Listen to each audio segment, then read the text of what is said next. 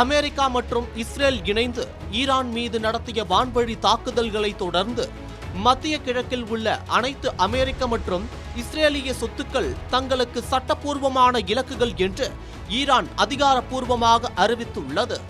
Israel operation roaring line என்றும் America operation Epic fury என்றும் Iran மீது கூட்டாக தாக்குதல் நடத்தியது.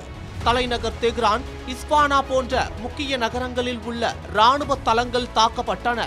ஈரானின் உச்ச தலைவர் அயதுல்லா அலி கமேனி மற்றும் ஜனாதிபதி குடியிருப்பு மற்றும் அலுவலகம் அருகே குண்டுகள் வீசப்பட்டதாக கூறப்படுகிறது. இதற்கு பதிலடியாக ஈரான் இஸ்ரேல் மீதும் மத்திய கிழக்கில் உள்ள Qatar, Kuwait, Jordan, UAE, Bahrain, Saudi Arabia போன்ற நாடுகளில் உள்ள அமெரிக்க தளங்களை குறிவைத்து தாக்குதல் நடத்தியது பெரும் பதற்றத்தை ஏற்படுத்தியுள்ளது.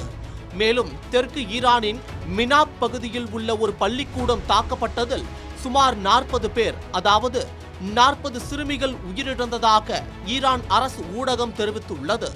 ஈரானின் உயர்மட்ட ராணுவ தளபதி முகமது பாக்போர் இந்த தாக்குதலில் கொல்லப்பட்டதாக இஸ்ரேல் தரப்பில் கூறப்படுகிறது.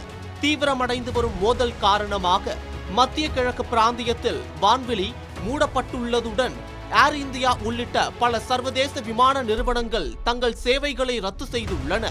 இந்த மோதல் வலுவான போராக உருவெடுக்கும் என்று உலக நாடுகளால் அஞ்சப்படுகிறது.